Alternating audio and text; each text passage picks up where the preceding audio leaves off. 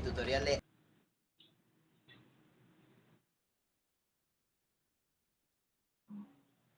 Volvemos. Volvemos, acá estamos, ahora sí, estamos de vuelta, amigos y amigas, en vivo y en directo, transmitiendo por YouTube en este quinto programa de Poncho. Sin mucho más preámbulo, vamos a darle la bienvenida y acompañado de un fuerte aplauso a Martín Jourest. Martín, vos me podrás decir si es correcta la pronunciación de tu apellido, eventualmente, si no, me lo podés aclarar en este preciso instante que te doy la bienvenida. ¿Cómo andás? ¿Cómo te va? Oures nomás, la H Ourest. sin aspirar. Ok, perfecto. Bien, excelente. ¿Cómo andás? ¿Cómo te trata esta noche otoñal? Bien, con la preocupación de cualquier mortal, no solo por lo que pasa, sino por los miedos que desencadena, ¿no? Claro.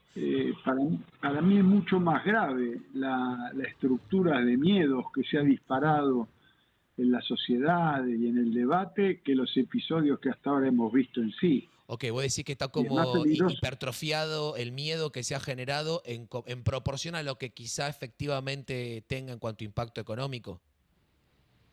Sí, porque, a ver, para decirlo de una manera sencilla, hasta que Trump y sus muchachos, la patotra esta de ultra ricos, fascistoides que han tomado el poder en Estados Unidos, lanzara la estrategia de modificación de aranceles, el mundo no era un vergel, ¿no? No, claro. La economía mundial no viene creciendo satisfactoriamente, venían registrándose fenómenos de polarización en la distribución del ingreso en infinidad de países del mundo, veníamos siendo todos los habitantes del planeta disciplinados por corrientes financieras que aparecían como indomables.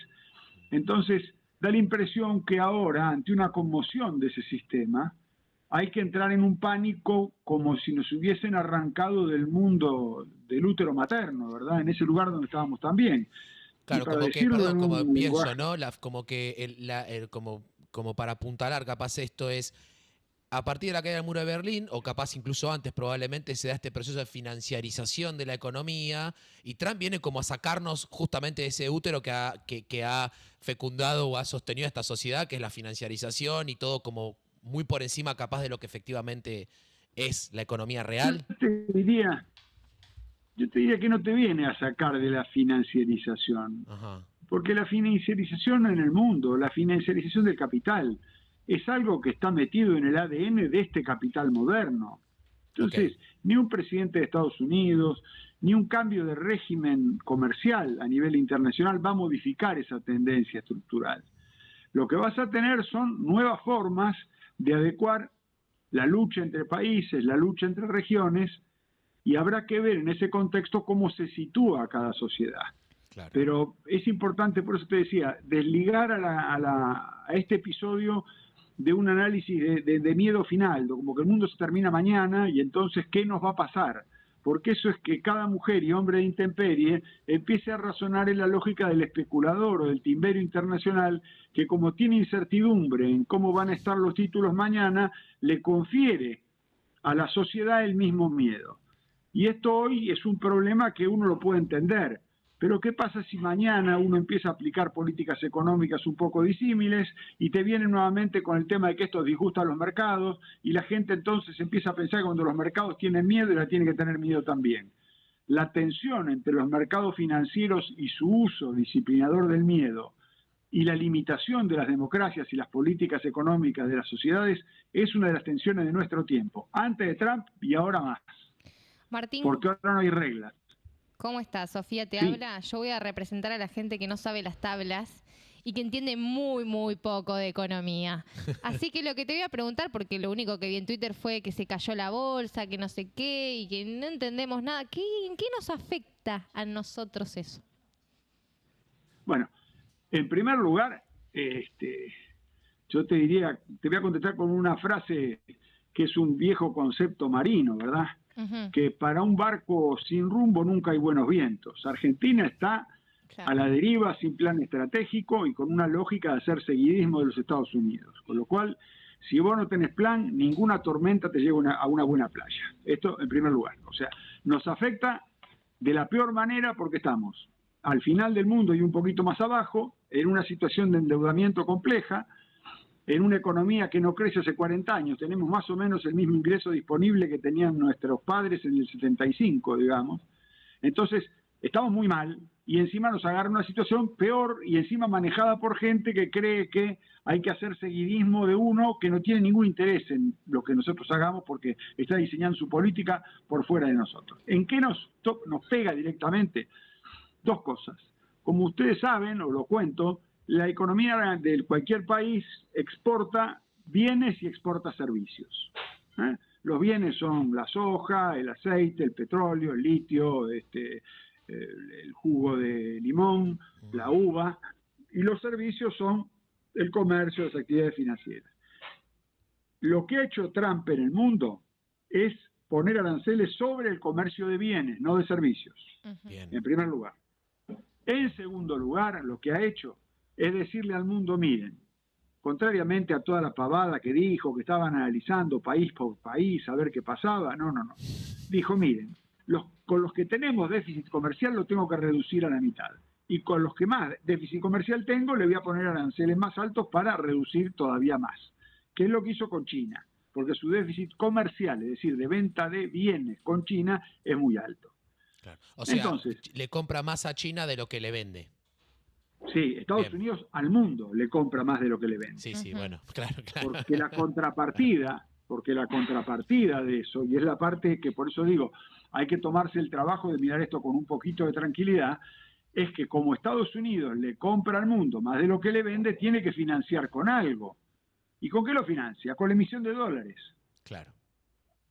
Es decir, Estados Unidos paga con dólares que no le surgen del comercio exterior como nos debieran surgir a nosotros, a Uruguay, a Brasil, a Chile, a Paraguay, a Venezuela o a cualquier otro país de América Latina o del mundo, sino que los recupera sobre la base de la emisión de moneda doméstica. Una trampita que es ahí, moneda Martín, universal, ¿no? Que es el dólar. Una trampita ahí porque se han encargado de venderla a todo el mundo, que emitir genera inflación, pero claro, cuando puede ser que haya algún grado de realidad en eso, pero claro, cuando vos sos el que es el que imprime la moneda de reserva del mundo, bueno, medio que hay una trampita ahí, ¿no? Claro, a ver, el sistema monetario internacional desde la década del 70, claro. la década de 1970 se rompió un sistema que se llamó de Bretton Woods, que era que el dólar tenía que tener una equivalencia con el oro, claro. Y entonces había una relación difusa entre la cantidad de oro que había en los bancos y el dólar como moneda de transacción. Claro. Eso desapareció hace 50 años. Sí, claro. Es decir, hace 50 años que el dólar viene manejándose en mayor o menor nivel de disputa con otras monedas, como moneda para relaciones comerciales y moneda para relaciones financieras. Estamos hablando Entonces, Perdón, dale. No, sí. Estados Unidos lo que hace es venderle al mundo menos de lo que le compra y financiar los dólares que necesita para eso y que necesita para las inversiones que el resto del mundo realiza con dólares. Claro, muy claro. Esto es lo que está en disputa. Claro. No es solamente la balanza comercial. Claro. Sino la dolarización o desdolarización del mundo. Claro. Sí, en última instancia sí, pero digo, en última instancia. Claro. Voy a decir una cosa para dar un poquito de tranquilidad. Cuando yo hace muchos años estudiaba relaciones internacionales, lo que nos decían es los conflictos económicos se gradúan por el tipo de instrumento que se utiliza. ¿Sí? ¿Qué significa esto? El primer problema de un conflicto económico es cuando yo utilizo lo que se denominan barreras no arancelarias. Che, tu vaca tiene aftosa, entonces no te la dejo entrar. Che, tu tomate tiene una mosca, entonces no te lo dejo entrar.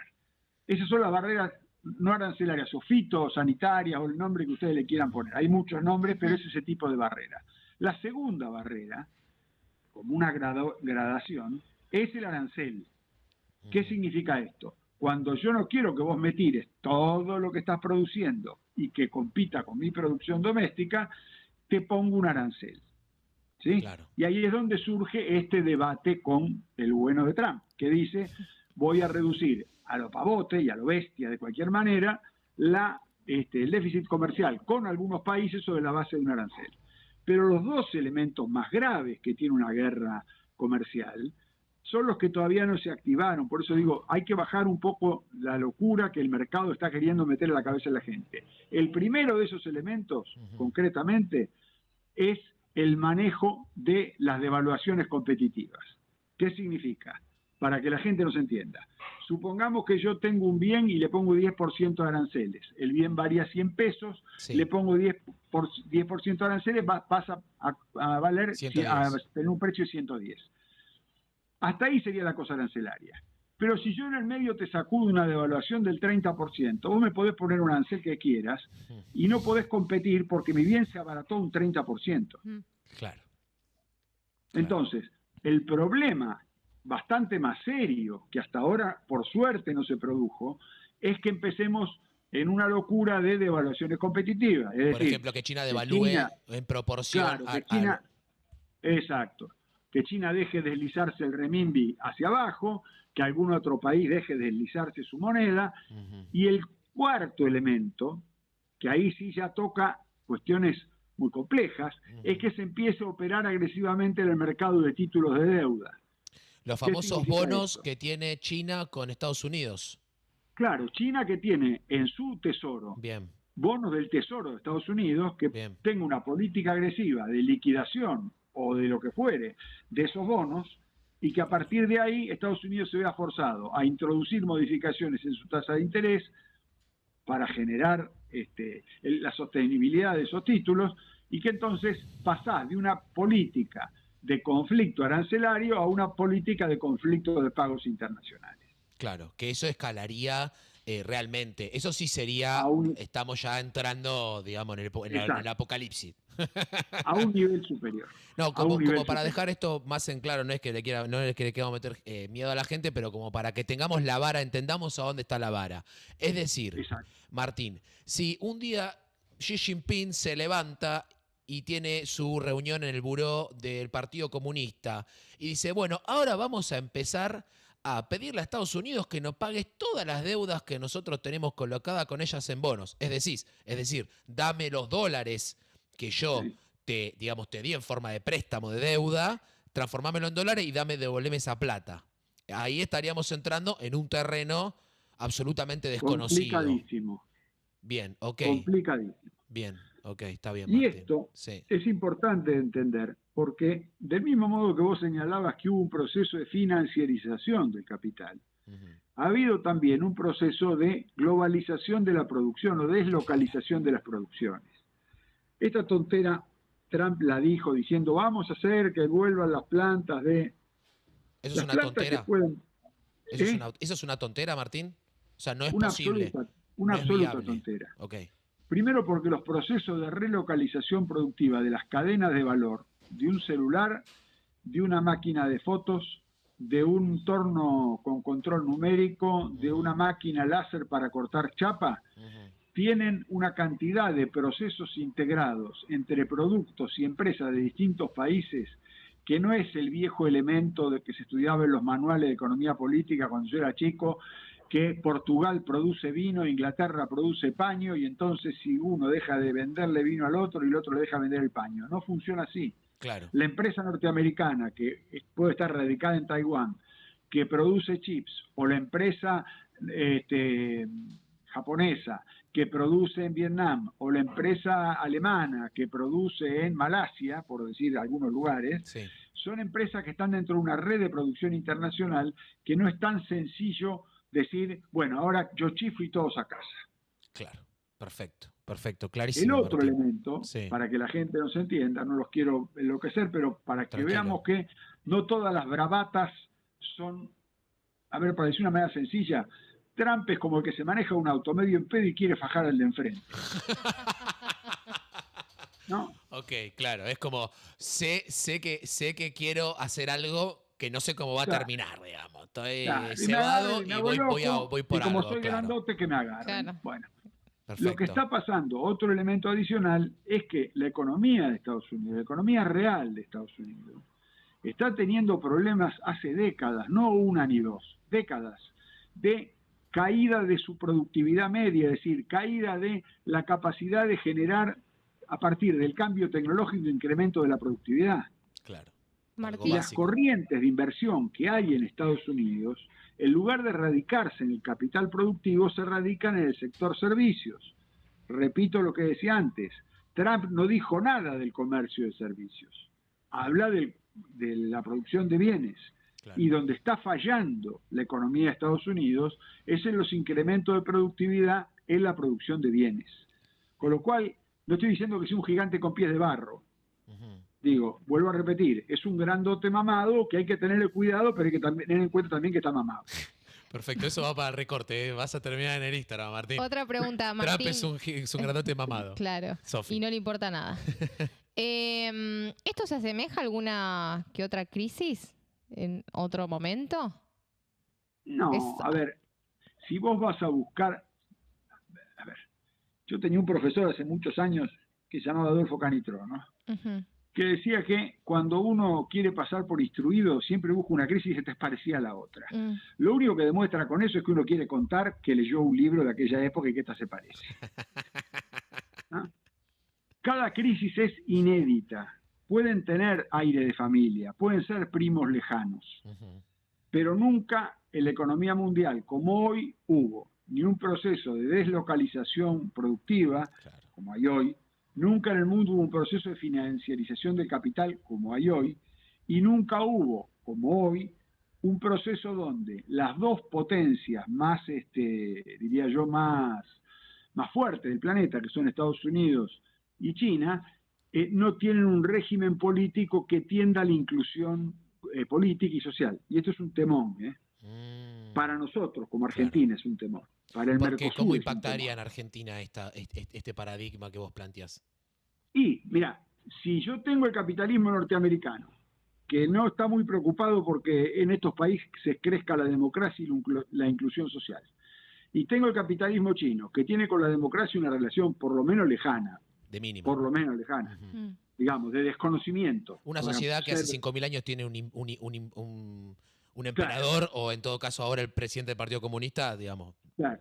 O sea, digo, nuestro problema es que el modelo de sociedad que aparentemente existe en una parte sustantiva de la Argentina, que es una sociedad democrática, igualitaria, con capacidad de inclusión, de discusión, de debate, no tiene creciente espacio en la lógica del capitalismo a los garrotazos de Trump, pero tampoco tiene suficiente espacio o una entrada a la lógica del modelo chino. Con lo cual, nuestro país, nuestra sociedad, lo que tiene que hacer es optimizar sus intereses propios, no hacer seguidismo. Aquí no hay que recibirse de jefe de comparsa de nadie. Perfecto, claro, hay que hacer Argentina para los argentinos. Claro. Es que, y el Argentina para los argentinos, en el marco de la debilidad de lo que somos. Pero medio difícil con un presidente que... Claro, bueno, ese es un problema serio que tenemos, ¿no? Serio, un mal presidente, un pésimo presidente. Que no se siente argentino. Y no piensa ni la política ni la economía en función de la Argentina. No, mira, a ver, yo creo que la Argentina es lo que nosotros queramos hacer de ella. Y lo que cada sector quiere hacer de ella. Claro. No hay por decir de una manera así, yo quería decirse que no es simpático, pero no hay un espíritu argentino que anda dando vuelta por ahí. El espíritu argentino ha tenido idas y venidas y la sociedad encuentra acuerdos y desacuerdos, avances y retrocesos. Lo que sí tengo claro es que para esta etapa del mundo hay que tener muy en claro que A, somos un país periférico, B, tenemos que hablar con otros periféricos, C, hay que generar instituciones con otros periféricos, sean los BRICS, sea el Mercosur, sean mecanismos de cooperación informales. Lo peor que nos puede pasar a nosotros es tomar una lógica de esto a mí me frega porque yo estoy protegido por el paraguas. Claro. Les comento una frase que yo creo que debiera presidir este tipo de cuestiones. Hace muchísimos años, en la década del 50, de 1950, le preguntaron al primer ministro de la India qué opinaba él del conflicto de la Guerra Fría y en qué lo afectaba. Y dijo, miren, yo necesito que termine rápido la Guerra Fría. Entonces le dijeron, ¿por qué? Si usted está en la India y esto está lejos, ¿no? Como diciendo. Claro. Dice, mire, cuando dos elefantes se pelean, el que pierde es el pasto. Total. Excelente. Sabiduría. Me encanta. Pero una última. Dale. Una última pregunta así muy, muy básica, pero porque, repito, es lo que veo en las redes, que la gente se vuelve loca y dice, ¿y ahora qué hacemos? ¿La gente tiene que comprar dólares o no? No, no. Yo, mira, te voy a decir una cosa. La gente tiene que mirar, primero que nada, la lógica de defender su nivel de ingresos. Porque lo que sí producen estas crisis son niveles de recesión y disciplinamiento social, no porque el efecto sea tan grande. Por eso insistía con el miedo. Claro. A vos mañana te sentás en una comisión interna de una fábrica. Mañana vas a hablar con el ñato que maneja el comercio donde vos vas a laburar y vas en negro. Y le decís, no, mirá, che, no puede ser porque no me alcanza la guita, y te van a sacudir la crisis internacional como si fuera un poncho por arriba de la cabeza. Claro. Entonces hay que tener muy en claro qué es lo que uno defiende en esta instancia. Perfecto. Hay que defender la capacidad de bienestar colectivo de la Argentina sin desentenderse de la crisis, es decir, teniendo un proceso de anticipación de la crisis, pero tampoco sin bajar la cabeza como diciendo, y en la crisis hay que aguantar. Bien. Perfecto. Bien. Bueno, bien, Martín, muchísimas gracias por No, sumarte por favor. un ratito por Zoom. ¿La pasaste bien? Sí, Al menos un espléndidamente. ratito. Bueno, muy bien, muchas gracias, la verdad. Has dejado Un gustazo. muchos títulos y Lo pueden sin seguir. duda, bueno, ¿tenés Instagram? No sé, ¿usás Instagram? ¿Te comunicas por ahí? No. Sí, ¿Sí? no soy muy dado, pero sí. Bueno, Algo listo. haré. Alguna novedad habrá por ahí, seguramente, Martín. Muchas Dale. gracias por Te participar. agradezco. Gracias, Martín. Buenas Saludos. Ahí pasaba Martín Tal vez. Aurés, economista. Estuvimos hablando sobre, bueno, todo lo que ocurrió en el mundo. Trump, China, quilombo, bardo, bolsa, Dólares. todo podrido, pero muy importante, no, es menos el miedo que deberíamos tener en proporción a lo que está ocurriendo, ¿sí? O sea, también ojo con la PSYOP, ¿no? La operación psicológica para que empecemos a incorporar todavía más la lógica de los mercados y que, bueno, eso obviamente esté a favor de los mercados. O sea, al dos final del día. cosas. Sí, Menos miedo. Una, no se termina el peronismo. sí. Dos, no se acaba Argentina por esta crisis. No, para Listo. nada. Vamos a una pequeña pausa y ya continuamos con más. De Pocho viene Lorenzo a hablar de música under. Un personaje espectacular, ya lo vieron ahí cuando estuvimos en el recuadrito. Se trató de esconder atrás de una silla. No lográndolo, claramente. Así que bueno, nos vamos a una pausa. 25 minutos pasaron de las 9. Ya, 3 segundos. Acomodamos y venimos.